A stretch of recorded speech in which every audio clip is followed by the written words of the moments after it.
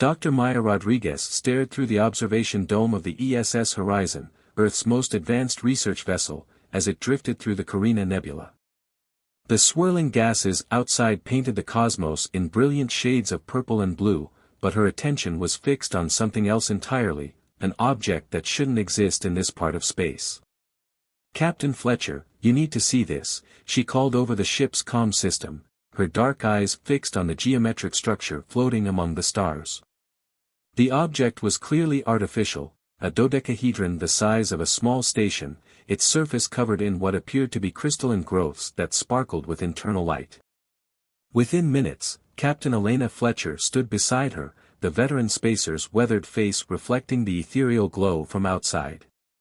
"Analysis?" she asked simply. "It's not one of ours," Maya replied, her fingers dancing across the holographic display. "The structure appears to be composed of silicon-based compounds we've never encountered before. And it's active. There are energy signatures suggesting some kind of life support system, but it's not maintaining any atmosphere we'd recognize." The captain nodded slowly. "First contact protocol. Already initiated. I've been broadcasting standard greeting sequences on all frequencies." The response, when it came, wasn't what either of them expected. Instead of radio waves or light signals, the crystalline structure began to pulse with complex patterns of bioluminescence. Maya's instruments went wild as they detected changes in the quantum field surrounding the object. "It's some form of communication," Maya breathed, her heart racing. "The patterns, they're not random. There's a mathematical progression." Before she could complete her analysis, a section of the alien structure began to transform. Crystalline surfaces flowed like liquid, forming an opening that released a smaller vessel. The craft approached the horizon with precise, deliberate movements. "All hands to stations," Captain Fletcher ordered through the ship-wide comm, first contact protocols in effect. "Dr. Rodriguez, you're our expert. What do we do?" Maya's mind raced through her years of xenobiological training.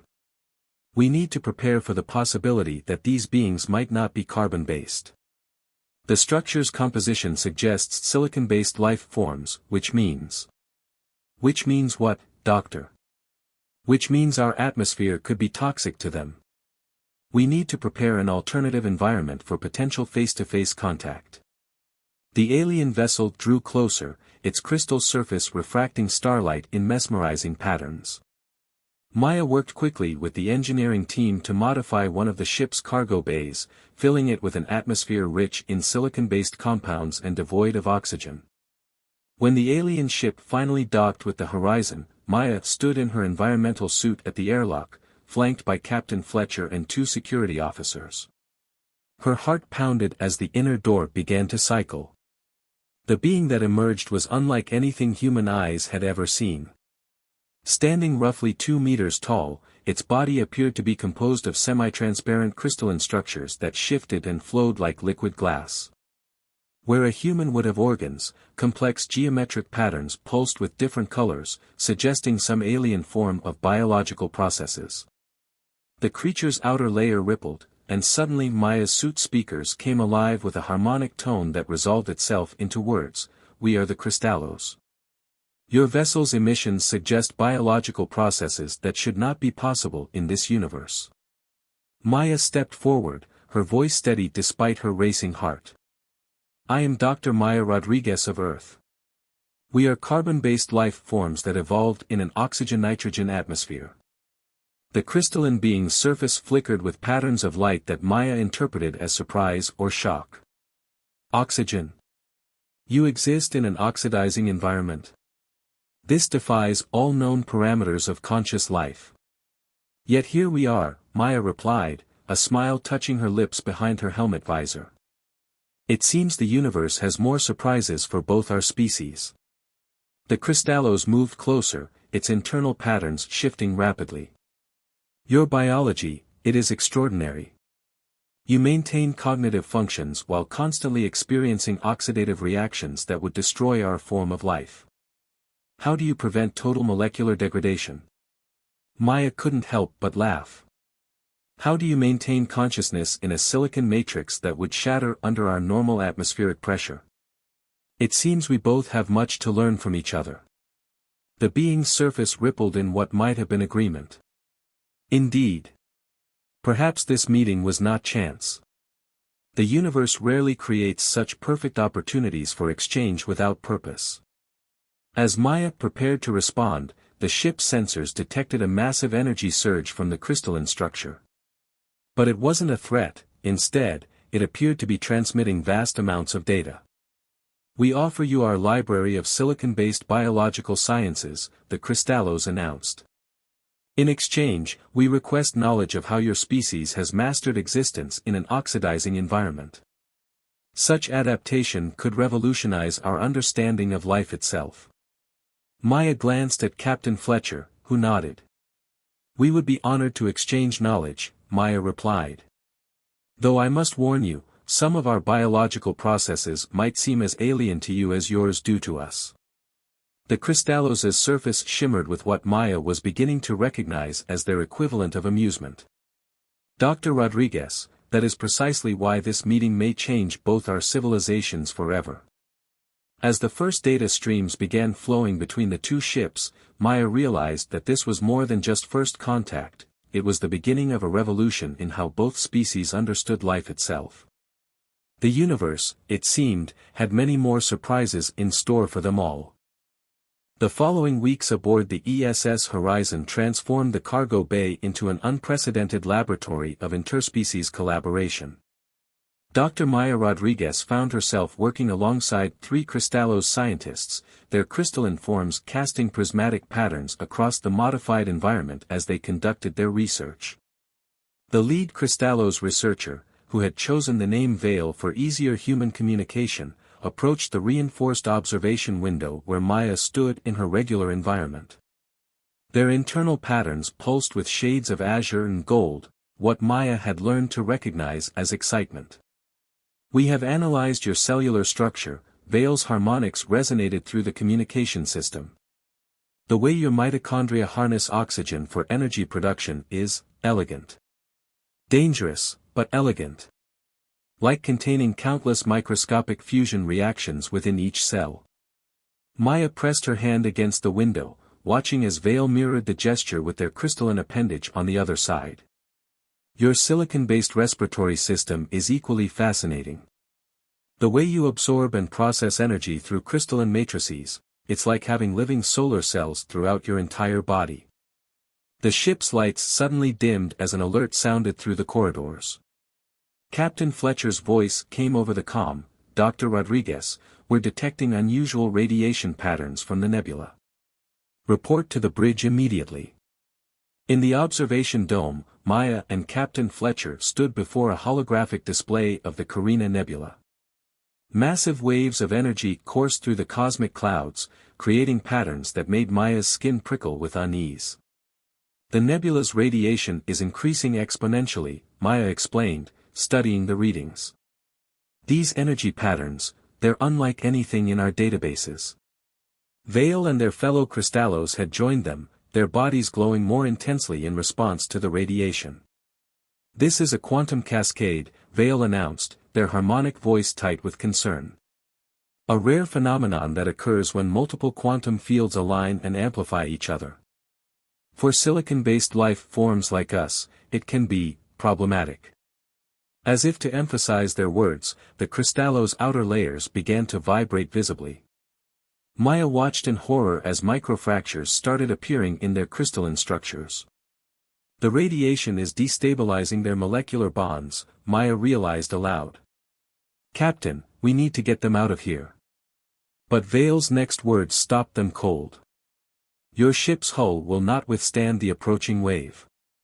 The quantum energies will tear through your shielding like solar wind through ice crystals. Captain Fletcher's face hardened. How long do we have? 17 of your minutes, another Crystallos answered, their form flickering with strain. Maya's mind raced through possibilities. Vale, your ship's hull, it's designed to channel and redirect quantum energy, isn't it? That's how you survive in space without traditional shielding. Vale's patterns shifted to a deep purple of acknowledgement. Yes, but we cannot extend that protection to your entire vessel. The energy requirements would be. What if we combined technologies? Maya interrupted, her eyes bright with inspiration. Your quantum channeling abilities with our electromagnetic shielding? If we can synchronize them. Captain Fletcher nodded sharply. Make it happen. Engineering, this is the captain. Prepare for emergency shield modifications. What followed was a desperate race against time. Maya worked with Vale to integrate Cristallo's energy-channeling crystals into the Horizon's shield grid, while engineering rerouted power to support the hybrid system.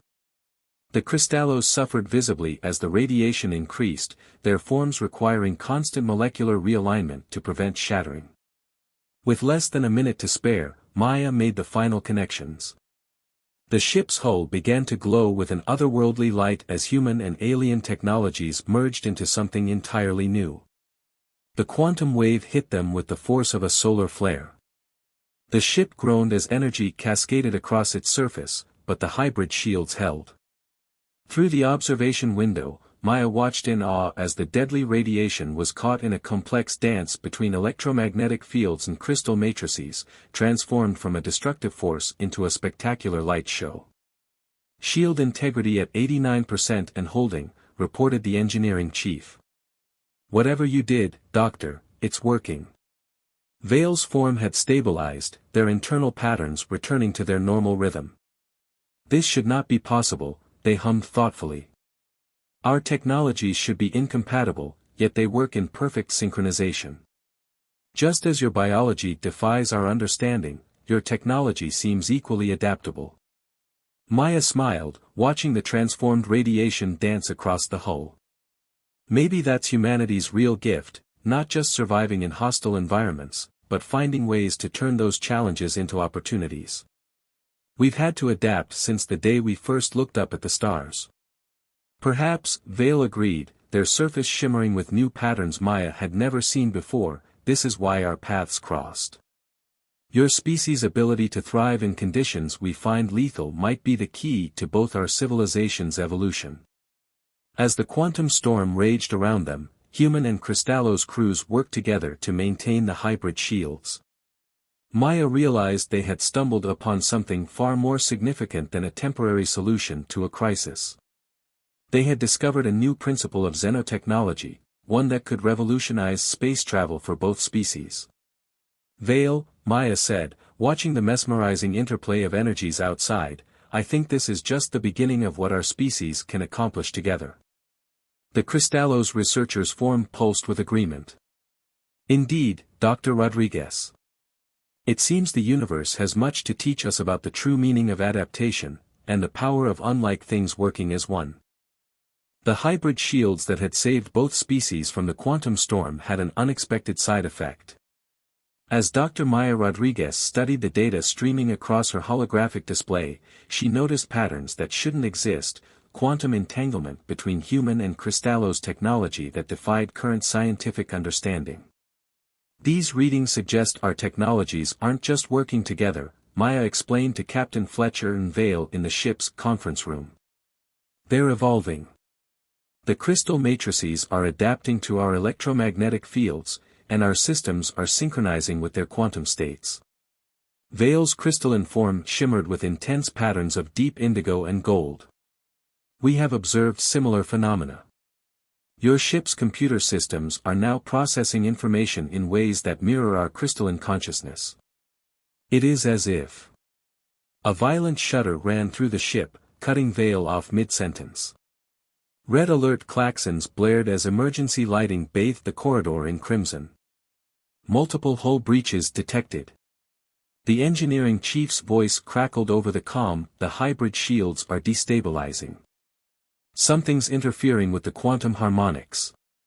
Maya rushed to the nearest console, Vale flowing beside her with urgent grace. The readings made her blood run cold. The entanglement between our technologies, it's creating a feedback loop. The more our systems try to synchronize, the more unstable they become. Like an autoimmune response, Vale observed, their patterns flickering with concern.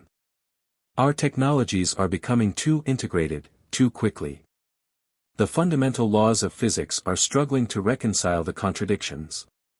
Another shock wave rocked the ship. Through the observation windows, Maya watched in horror as sections of the hull began to crystallize, while parts of the Crystallo's vessel seemed to be liquefying into organic patterns. "We need to separate the systems," Captain Fletcher ordered, gripping the edge of her console as the deck lurched beneath them.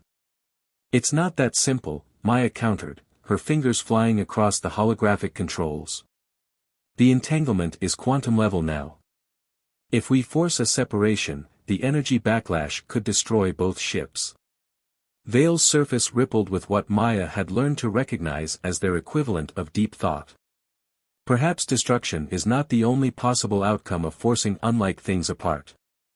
"Dr. Rodriguez, what if we direct the energy instead of trying to contain it?" Maya's eyes widened as she grasped Vale's meaning. "Like a controlled quantum collapse. We could use the energy to create something new instead of letting it tear us apart." They worked frantically, human and Crystallo's crews synchronized in desperate harmony. Maya and Vale reprogrammed the hybrid shields while engineering teams from both ships prepared for the risky procedure. "All hands, brace for emergency maneuvers," Captain Fletcher announced. "Dr. Rodriguez, on your mark." Maya took a deep breath, looking at Vale. The Crystallo's researchers' form pulsed with steady confidence. Together, they initiated the collapse sequence. The effect was immediate and spectacular. Energy cascaded between the two ships in brilliant arcs of light as their integrated systems began to separate. But instead of destroying both vessels, the energy coalesced into something extraordinary, a stable quantum bridge spanning the space between them. "Remarkable," Vale hummed, their patterns shifting in complex waves of amazement. "The energy has created a self-sustaining interface between our two forms of existence. A permanent connection between silicon and carbon-based technologies." Maya stared at the readings in wonder. "It's more than that. This bridge, it's generating its own microenvironment. A space where both our species can exist without environmental suits or protective fields." As if to demonstrate, Vale stepped toward the shimmering bridge. Their crystalline form passed through it without any sign of distress. Maya, after receiving a nod from Captain Fletcher, followed. The sensation was indescribable. Within the quantum bridge, Maya could breathe normally, while Vale's crystalline structure remained perfectly stable. They stood together in a space that should have been impossible, a perfect synthesis of their two worlds. "This changes everything," Maya whispered, watching as the bridge's energy patterns shifted and flowed around them. "We've created a way for our species to truly coexist." Vale's form resonated with harmonics that Maya felt in her bones. Perhaps this was inevitable. The universe has a way of forcing evolution through crisis. Our attempt to separate our technologies has instead created something that unifies us more completely than ever before.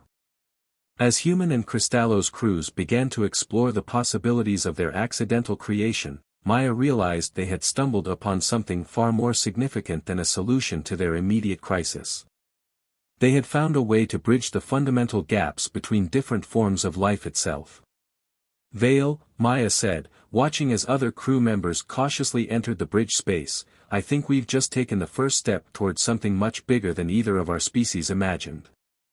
The Crystallo's researchers' patterns shifted to a new configuration Maya had never seen before, one that somehow conveyed both excitement and profound peace. "Indeed, Dr. Rodriguez. It seems the universe has chosen an interesting way to teach us that the greatest discoveries often come not from fighting our differences, but from embracing them." The quantum bridge between the ESS Horizon and the Crystallo's vessel had become a hub of feverish research activity. 3 weeks had passed since its creation, and scientists from both species worked side by side in this impossible space where their incompatible biologies could coexist. Maya stood at a workstation within the bridge, examining molecular structures that defied conventional physics. Next to her, Vale's crystalline form pulsed with patterns that she now recognized as intense concentration. Look at this, Maya said, manipulating a holographic display.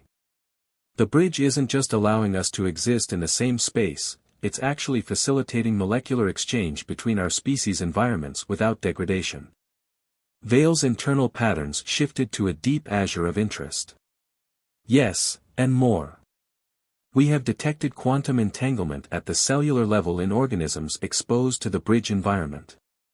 Your human cells are exhibiting properties similar to our crystalline matrices, while maintaining their carbon-based structure. Before Maya could respond, Dr. Patel, the ship's chief medical officer, rushed into the bridge space, his dark eyes wide with excitement. Dr. Rodriguez, you need to see this immediately. He projected a series of cellular scans into the air. These are samples from crew members who've spent significant time in the bridge environment. Maya leaned forward, studying the images. Human cells pulsed with an inner light that reminded her of Cristallo's patterns. This is impossible, she breathed. The cells are developing quantum properties while remaining completely stable. They're adapting. More than adapting, Vale hummed, their form rippling with excitement. They are evolving. Just as our crystalline structures have begun exhibiting organic flexibility without compromising their silicon matrix. Captain Fletcher entered the bridge space, her usual stern expression replaced by one of barely contained wonder. We're picking up transmissions from both Earth Command and the Cristallos Collective. Word of our discovery is spreading. They're calling it the greatest breakthrough in xenobiology since first contact. Maya felt a mixture of pride and apprehension. They don't understand what we're really dealing with here. This isn't just about biology anymore. The bridge is showing us something fundamental about life itself. Vale moved closer, their crystalline surface refracting light in complex patterns. Explain your hypothesis, Dr. Rodriguez. Maya gestured at the cellular scans still floating in the air. Look at how our different forms of life are adapting to each other without losing their essential nature. It's as if the universe itself is trying to tell us something about the true nature of consciousness and adaptation. The ship's sensors suddenly registered a massive surge of energy from within the bridge. The space around them shimmered with new patterns of light as quantum fields shifted and realigned. The bridge is expanding. Maya called out, rushing to her instruments. The quantum field is propagating through both ships. Instead of panic, Vale's patterns showed intense interest. Not expanding, evolving. The bridge is responding to our combined presence, creating new possibilities for interaction between our species. The energy surge stabilized, leaving behind something extraordinary. The bridge space had transformed, creating what appeared to be a hybrid environment that perfectly balanced the needs of both species. Crystalline structures grew alongside organic forms, each enhancing the other without conflict. It's beautiful, Dr. Patel whispered, watching as the new environment took shape around them. Maya's mind raced with the implications. This goes beyond anything we imagined. The bridge isn't just a space where we can coexist, it's a template for how different forms of life can evolve together. Every problem we solve, every barrier we break down, it creates new possibilities for both our species. Vale's form pulsed with what Maya now recognized as joy. Perhaps this is why our paths crossed. Not just to discover each other's existence, but to prove that life itself is more adaptable than either of our species imagined. Captain Fletcher cleared her throat, drawing their attention. Earth Command wants us to begin preparing for larger-scale implementation of the bridge technology. They're already talking about permanent hybrid stations where our species can work together. The Cristallos Collective has expressed similar intentions, Vale added, their patterns showing complex harmonics of anticipation. But they also warn of the need for careful study. The bridge is changing us in ways we don't fully understand. Maya nodded, watching as human and Cristallos researchers continued their work in the evolved bridge space. That's exactly why we need to proceed thoughtfully. We're not just building bridges between ships anymore, we're building bridges between different forms of life itself. The implications are She trailed off as new data scrolled across her display.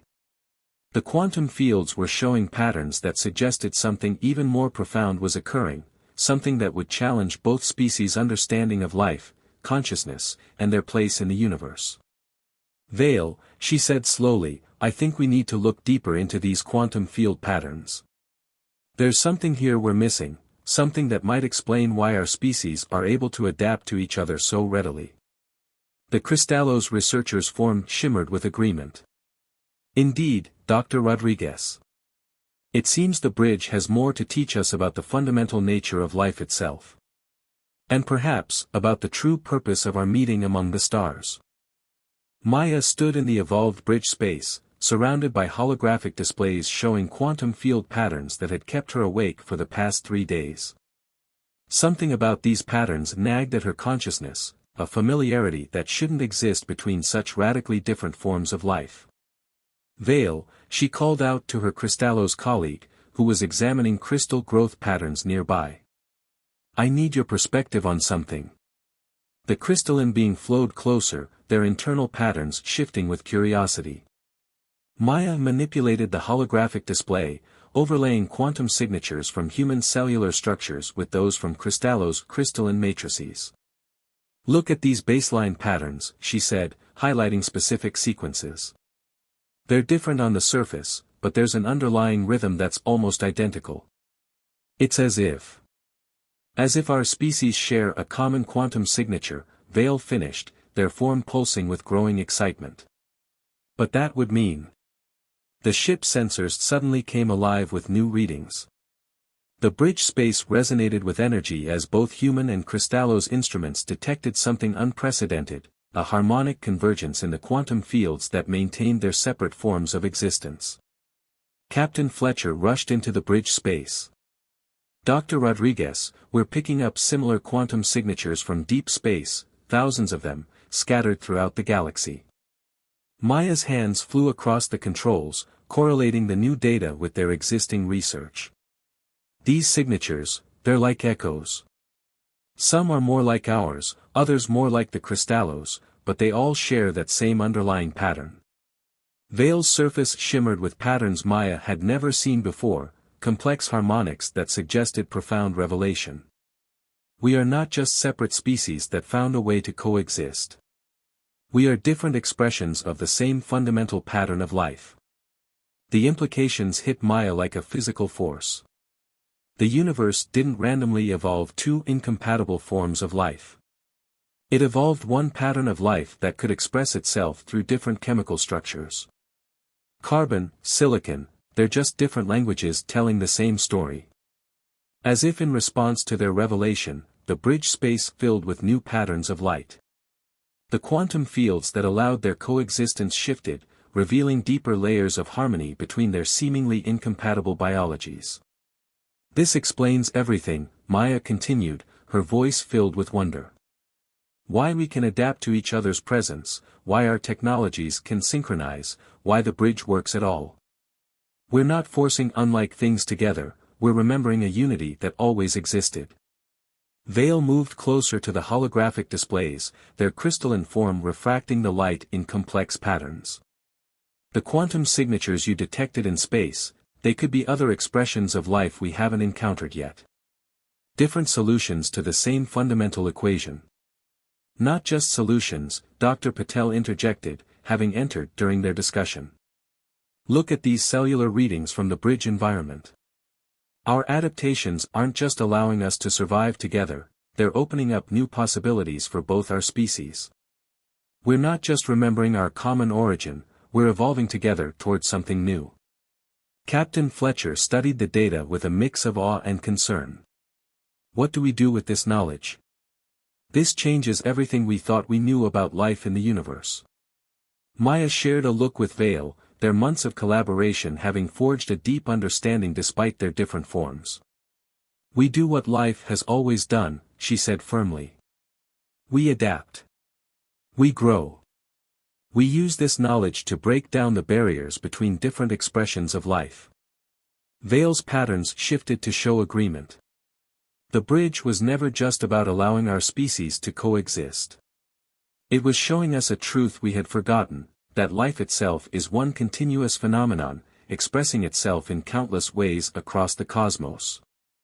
As if to emphasize their words, the quantum fields in the bridge space pulsed with new energy.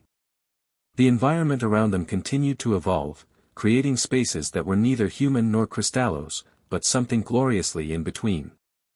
We need to share this with both our civilizations, Maya said, already composing messages in her mind. Not just the technical data, but the deeper truth. We're not alone in the universe, we never were. We're all part of the same cosmic dance, just moving to slightly different rhythms. Vale's form resonated with harmonics that Maya felt in her very cells. Perhaps that is the true gift of this encounter. Not just the technology to bridge our differences, but the wisdom to see that those differences are merely variations on a universal theme. As Human and Crystallo's crews continued their work in the bridge space, Maya realized they had discovered something far more profound than a way for different species to coexist. They had uncovered a fundamental truth about life itself, one that would forever change how both their civilizations viewed their place in the cosmos. Life finds a way, she murmured, watching the quantum fields dance between them. Not just to survive, but to remember its own unity. Every adaptation, every evolution, brings us closer to understanding the true nature of existence. Vale's patterns shifted to mirror the quantum harmonics surrounding them. And perhaps, Dr. Rodriguez, that understanding is just the beginning of our next great evolution, one that we will face together, as different voices in the same eternal song. The bridge space pulsed with possibility, a living testament to their discovery. As Maya and Vale stood together in this impossible space between worlds, they knew they were witnessing not just the future of their own species, but a new chapter in the story of life itself, a story written in the quantum echoes of evolution, waiting to be heard by all who were ready to listen.